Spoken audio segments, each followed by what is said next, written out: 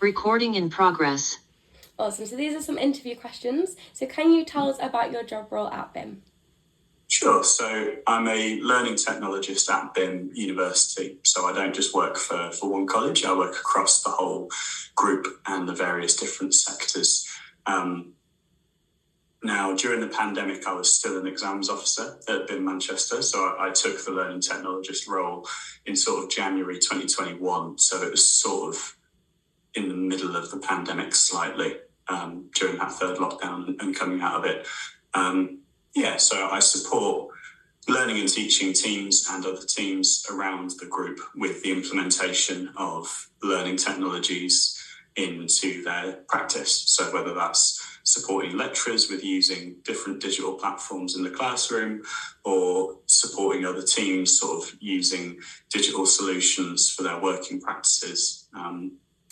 That's what I do. Great. So during the pandemic, I know you joined a little bit later, what kind of changes did the digital learning team find, essentially with like teaching through Zoom, that kind of thing? What kind of obstacles did you face? I think the key thing with understanding what kind of happened in the pandemic is to kind of frame it as emergency delivery. So the team was having to be obviously very reactive because it was a very sudden change that was kind of necessitated by circumstance. And so there wasn't a great deal of strategy or planning as such. It was more, we need to do this. Now let's work out how we can, enhance it. Yeah. And a few of the things that I'm aware of were kind of some of the digital community building that had to happen quite quickly amongst the staff at BIM.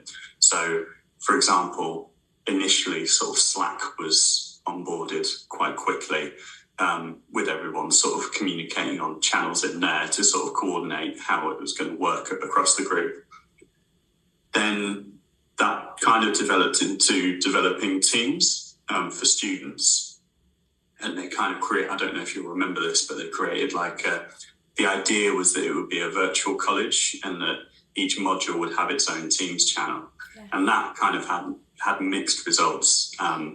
But focusing on the staff bit in terms of that sharing of practice, we already had what we call DLCs in place. So they're digital learning coordinators. So this role had already started to become a thing during the pandemic, but obviously when the pandemic hit, we very quickly made sure there was a DLC at kind of every college. Yeah. And then that way, and they formed their own kind of community of sharing, like online learning practice. That happened quite quickly. But they were kind of our college contacts, and it was useful at that time having a person in the college who we could work with and contact to support the online delivery and things like making sure the VLE pages were appropriate.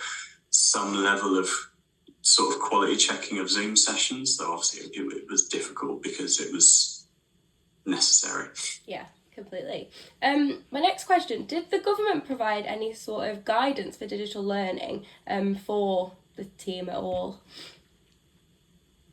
Now, I'm not certain about at the time, because like I say, I wasn't on the team right at the start of the pandemic. I know that they're starting to, so the Office for Students published some guidance just before Christmas, so around November 2022. So with the Office for Students, you have to be registered with the Office for Students, but your registration is dependent on meeting certain conditions. Right. And what this publication did just before Christmas was it wasn't like guidance as such. It was sort of saying what they would expect to see from the digital learning provision of a registered university, right, if that makes sense. Yeah. So they weren't saying like you need to start doing this in order to stay registered. They were just giving some slightly vague indications of what they would expect in terms of a quality sort of online learning experience and blended learning experience. Yeah. So I think at the time, I don't think there was much because it was obviously an emergency. But now I think they are starting to publish little bits and pieces through their various organisations, because you have to bear in mind that a lot of this doesn't come directly from the government as such. There are all sorts of higher education kind of institutions, like you've got the Office for Students I think you've still got like HESA in terms of data reporting. So, you know what I mean? There's like lots of little organisations who will publish their own policies, but government feeds into them. Okay, great. Did you come across any sort of economical issues in regards to like technical changes? Was there enough funding for this kind of new change that had to happen? Like I say, it's a difficult one with the pandemic, and I feel like we have to just unpick slightly. Like for us, online learning doesn't equal pandemic learning. Yeah. So doing an online Zoom call is one very specific type of online learning, the quality of which, you know, we would question depending on the context. Yes. So in terms of the economics of that, it didn't really change, because what that was fundamentally just transplanting whatever was happening in the classroom and just putting it online. Okay. And so it wasn't really different in that sense. Yeah. Now, when we start to come out of the pandemic and we look at implementing sort of blended models in normal practice, as it was, then you start to have more of an economic consideration, because you start to sort of reformulate, well, online learning means that a student should be able to engage in class and outside of class, and they should have feedback facilitated outside of class. And you have to develop a lot of resources up front, because it's generally good practice with online learning that a whole module is kind of ready and, you know, quality assured before it starts. Now, when you're doing in-person teaching, you can kind of take it week by week and just do your planning a week in advance, but you can't really do that with online learning. So it does create, when you're doing it in that more strategic way, non-pandemic, then it starts to create a lot of economic considerations. And a lot of people assume that moving to online learning is cheaper, and that it's more economical to do it that way. You know, people get a bit cynical about it being cost saving, when actually it's not really, because it often ends up being more expensive, because you're having to be more flexible, which means that, you know, you might need to pay markers to do work outside of lesson time. And there might be more facilitation of feedback when they're not in the classroom. So that is a challenge. Completely. So just thinking back to the pandemic, a little question here. How did the team go about practical learning of instruments online to create like effective learning through practical instruments? Because as a drummer, I know I had like a 9 a.m. lecture, I couldn't go on my acoustic kit, I was just sat there with a practice pad. Would there be any consideration if distance learning became a thing again to enhance that digital learning experience?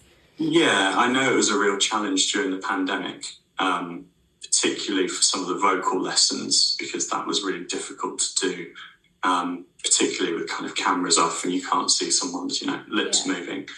So in terms of that pandemic delivery, it was challenging. We did see some really good practice from certain lecturers, and this is a common theme in when you're implementing digital learning, is obviously you've got different groups of sort of staff. So you've got some who are quite resistant, some who have got low levels of literacy, and some people who love it and will just fly with it and just, you know, feel really confident with it. So we had one lecturer who kind of had their studio set up, and they set up like different camera angles. So they had one like over the kit, they had one in their control room, they had one, you know, at a third angle, for example. And then they used a platform called OBS. I don't know if you've come across that before. But yeah, OBS, so it's a sort of video management platform where you can basically send in different feeds, and then you can use that on Zoom kind of as your screen, if that makes sense. Yeah. So essentially, he was teaching on Zoom with sort of 3 different angles of what he was doing, sort of drumming wise. And that was a really good example of someone who would, and again, it does rely on individuals to really think critically about their practice and what they do, and to experiment and feel empowered to do that, because a lot of people wouldn't have been confident doing that. So yeah, in the pandemic, we did see that. I think coming out of the pandemic, in terms of instrumental practice, it's starting to think about how can you leverage the advantages of flexible online learning. So for example, I mentioned before about facilitating feedback online. So if you just play a song, I'm not talking about drumming specifically, but if you're a songwriter and you play a song in a class, you probably get to the end of the song and the lecturer will say, yeah, that was good. I like the chorus, and give them a bit of feedback like that. And when you do it online, say you upload it in SoundCloud, for example, not only can the marker obviously look at that whenever, but they could play it multiple times. They can leave timestamped comments. So at 0:47, you can say that was a really good technique that you used there. So you see how you kind of, you start to use digital tools to actually take advantage of the fact that they're not doing it live in the classroom, because one of our philosophies is that we don't see online learning as a deficit. So a lot of people tend to view online learning as like a slightly cheaper, not as good version of like face-to-face, but actually the two of them, in our view, are just as good as each other, and that there are things you can do and facilitate online that you can't do in the classroom. And when you're doing pandemic emergency delivery, you don't really get any of those benefits because it's not really that different. Yeah. And a lot of people, and that's been a real challenge, because a lot of people thought it was obviously really different, and in many ways it was, but it's kind of not, because you're still teaching in the same way. Yes. You're just doing it in front of a camera. Yeah, completely. Yeah. So I'm going to move on to like your current situation. So what are you currently doing to prepare for any possible future developments? What is your future proofing? Yeah, so we've taken quite a while with it, and we're sort of carefully considering our future adoption of online learning at BIM. It's a process at the moment, and there are certain plans in place to sort of, we have piloted a little bit of blended learning, more in the format that I've kind of described, like the non-emergency format, where it involves online activity, not just Zoom calls. We're starting sort of, and pilots and things like that are quite important, particularly when you're introducing something new, to kind of do it at a small scale before you sort of scale it up. And a lot of it does kind of feel a little bit like a science experiment sometimes. Like you design a model of online learning, you make some parameters for how you want to assess its impact, and then you implement it and then consider it before you then scale it up and do it, across the group. So that's kind of the stage we're at the moment. There are certainly plans to, it's a difficult one because we want to be critical about it, but there's definitely an ambition to really fully realise blended learning. Quite how we get there, I don't think is fully clear yet. But yeah, I think it's taking it one step at a time. It's community building, which is really important. Making sure that people are enthusiastic about it, have a space where they can share that and work on it with other peers. Rolling out pilots. And I think really just sort of putting examples of good practice in front of lecturers so that they kind of get a picture of what good looks like and what the possibilities are. Because that's been one of our challenges, is that it's sometimes difficult when you've got certain employment models to get in front of lecturers, particularly if they're freelance, which is a benefit of BIM. It's great that we've got people who work in industry and can come in and teach, but it's challenging to then have the time to sort of work on a lot of academic development with them, because they might do 2 or 3 hours a week. That's been a challenge, but the more that you can get good examples in front of them and share good practice, the more they then naturally start doing that within their own teaching, and then it grows naturally. So that's kind of the stage that we're at. There will be probably more formal things and policies in the future, and sort of development strategies, but at the moment it's really about piloting different things and generating good examples of practice. Yeah, great. So another thing I've been thinking about for a potential thing to future-proof is distance learning coming back. For whatever reason. Is there anything you would do a second time around, maybe implementing some more of the digital learning as opposed to just a Zoom, like marrying up with the classroom sort of? Yeah, I think with the benefit of having time to plan it, definitely learning design frameworks I think are really important. We use one called ABC. It's a learning design framework that gets lecturers to kind of map out their module from start to finish, and we do it in a certain way where Have you done many teaching modules? I don't Um, want to start using lots of jargon. I've done one, but it wasn't solely teaching. It was my choice to go and look at teaching. So I'll go and explore further and research anything that you say in this interview. Okay. So using Bloom's taxonomy. So a guy called Bloom came up with a taxonomy, which is basically different verbs that sort of indicate different activity types. So it might be, for example, investigation, acquisition, and they move up in order of like thinking ability. So it starts with just like, I can't remember what it is now. It starts with just like acquisition, so just acquiring knowledge. And then at the top end, you've got like creation of new things. And so this ABC framework uses each of those categories, and then it gets the lecturers to kind of map out where those different activities are happening. And then when they turn over the cards, it's got a list of different online activities that we put on there that they can then use that relate to that category. So taking them through a framework like that creates a really good scheme of work and then basis on which you can then, move it online, because it's kind of doing it from the start of the process. It's not coming into a module, which is all, and just I think that's the key, is that it's not about taking a module which has been delivered in person and then just saying, right, how are we going to do this online? It's going from the start and saying, right, this is going to be an online blended module.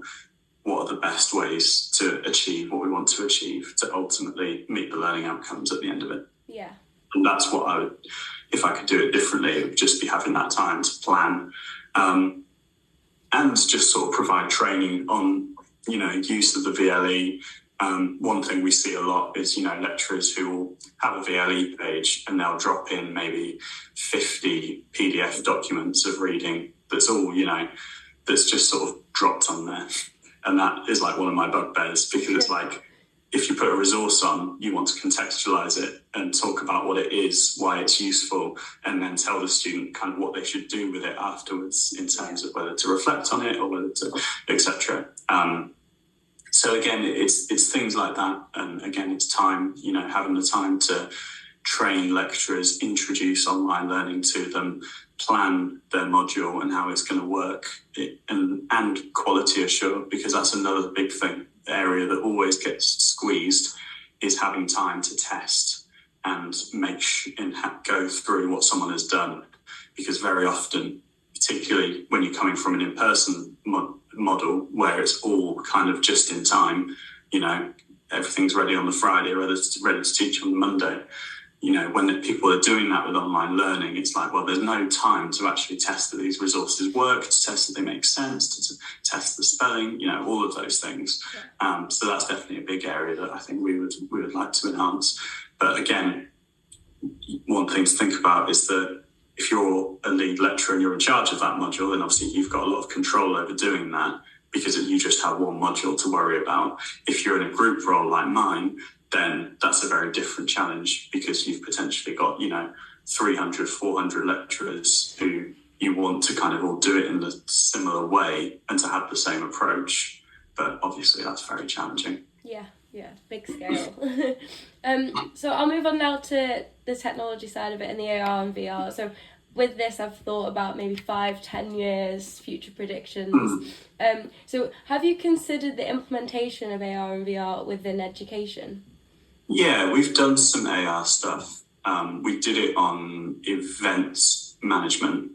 I think it was event safety, and we made an activity where essentially the lecturer would stick up a load of QR codes in a venue, and then students could use their phone to scan the QR code, and it would then give them an AR experience where it would give them some scenario-based learning, some quiz questions, for example, and stuff like that. I think we also did an AR thing around posters where you could scan the QR code and then it would show you the poster on your phone, but it was just the poster in front of you that just had a QR code on it. So yeah, we've done a little bit, probably not as much yet as we would like. And it's definitely something we want to explore further.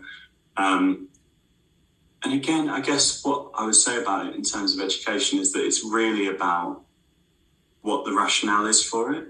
it's not about doing AR and VR because it's interesting. It's about doing it because that's kind of the best way to learn and the best way to meet the aim. And that's something that we're really big on, is that it's not about being led by the technology, it's about being led by the pedagogy and thinking about this is what the learning outcome is, and then aligning an activity to that learning outcome, and then using whatever resource is most appropriate to it. So with the AR and VR stuff, definitely something to explore more, but we would only ever do it if it was helping to meet a learning outcome, if that makes sense. Yeah. My next question again is going back to distance learning. I'm thinking if that does become a thing. Now, band assignments that I was working on during the pandemic got turned into individual exams. So with the idea of the metaverse, do you reckon there's a future in which you could use VR and assess people in the same universe, but they're in separate places?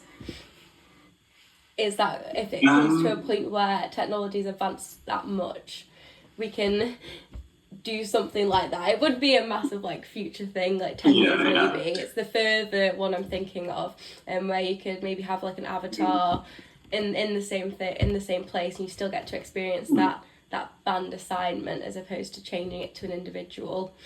Yeah, it's an interesting idea. I don't know if you would necessarily need to have VR to do that, because you can still.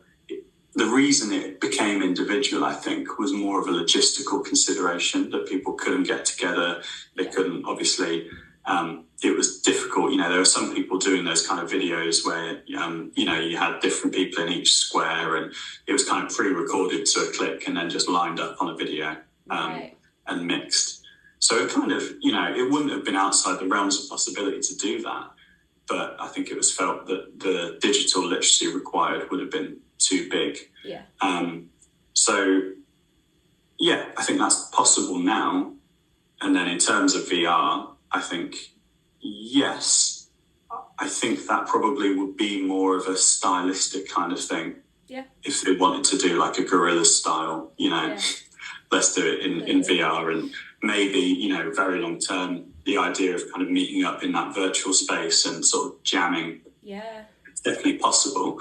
But yeah, it's probably not my first thing on my radar at the moment. No. Maybe in 10, 20 years. Yeah, way down the line. But yeah, definitely. And again, part of that as well was because in the pandemic, it was here's how we were doing the assessment, quick, let's do it online.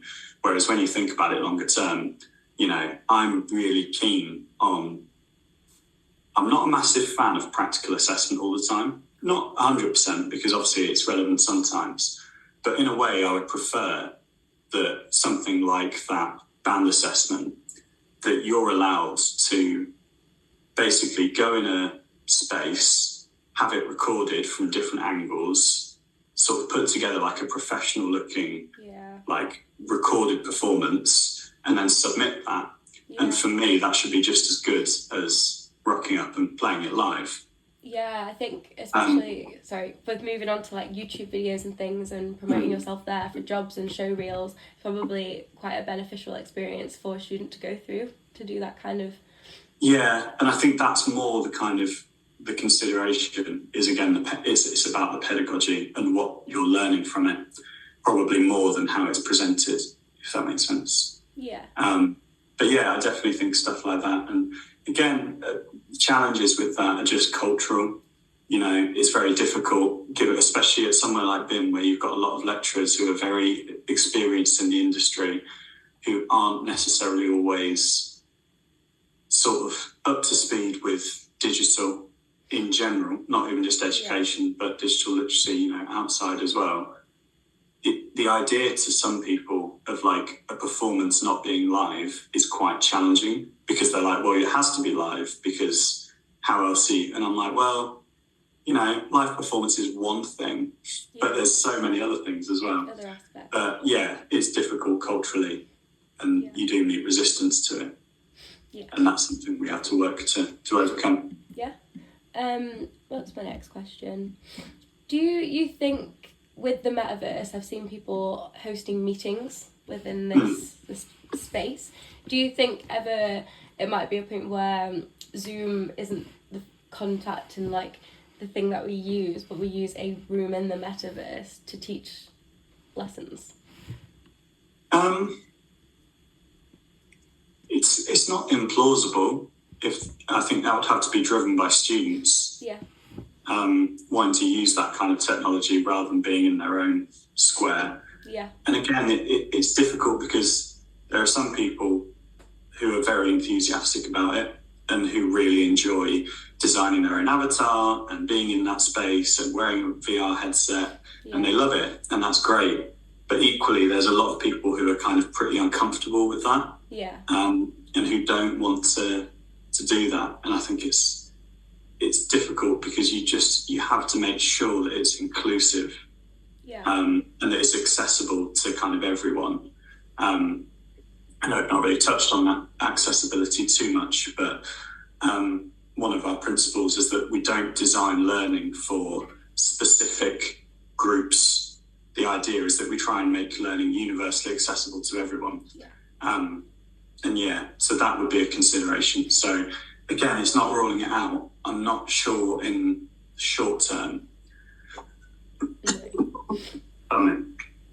But no, it's definitely one of the challenges that you might want to consider is that a lot of the time, you have to be quite political here. At places like BIM, who have the ownership structure that we do, you have a group of investors. I don't know how much you know about how BIM is owned, but you have a group of people who invest in the company, and they're not always coming from an education background. They have people in place to sort of run and manage that. But they're not always coming from an education background. But they might, for example, see on the news or read something online where it's someone saying, oh, the metaverse is going to be this new massive thing. Mark Zuckerberg loves it, and so you're all going to love it. And they'll think, right, we've got to be doing that. Yeah. And actually, so they then sort of say, right, we need to do this and like be in the metaverse. And then you get people like me and other sort of people who are involved in pedagogy kind of saying, well, is that actually best for learning and teaching? But that's not actually what they're coming at it from. Because often it's driven by what they see in the media. And that's not just true of obviously, investors. That's one example, that can come from all sorts of people. But that is another challenge, is working out what to prioritize. And like I say, with stuff like the metaverse, it's very trendy and it's very new. And obviously it's a big conversation point, but the devil will be in actually drilling into, well, how do we use this? Is it accessible? How do we use it to our advantage to help meet our aims, not just using it for the sake of it? Yeah.